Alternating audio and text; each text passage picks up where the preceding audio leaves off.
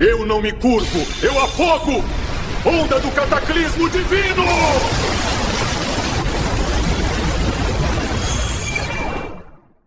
A onda de Poseidon varreu a forja. Não houve explosão de fogo, mas uma anulação térmica absoluta.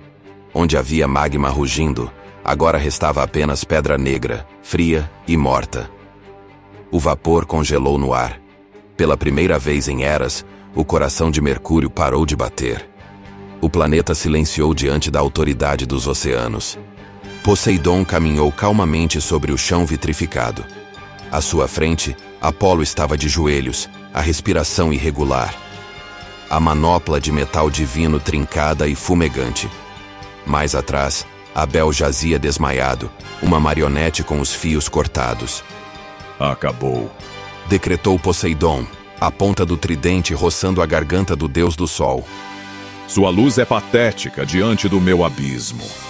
Aceite a escuridão. Apolo, com o rosto manchado de icor e fuligem, começou a rir. Um som baixo que logo se tornou uma gargalhada maníaca. Você é forte, tio, mas sua arrogância o cegou para o verdadeiro desenho. Disse Apolo, erguendo o braço blindado com dificuldade. Poseidon arqueou a sobrancelha impaciente. Delírios de um perdedor. Diga sua última prece. Não é uma prece, é uma instrução. Sibilou Apolo. Você achou que Hermes queria apenas destruir. Ele quer a correção do erro de Zeus. Ele quer o fim da individualidade. Apolo abriu a mão da manopla em direção a Abel.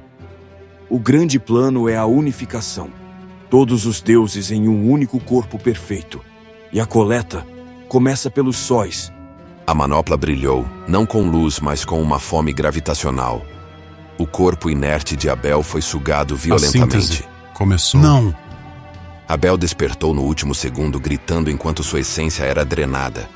Mas era tarde. O corpo de Abel colidiu com o de Apolo. Carne, cosmo e o metal das camuis derretidas começaram a se fundir em um processo grotesco.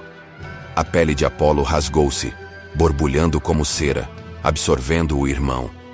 Poseidon recuou, enojado, vendo a silhueta humanoide se desfazer para dar lugar a uma esfera solar, plasma e metal pulsante. Um sol cancerígeno nascia no chão da forja. De dentro da massa informe, uma voz dupla e distorcida ecoou, fazendo a realidade trincar. A síntese começou.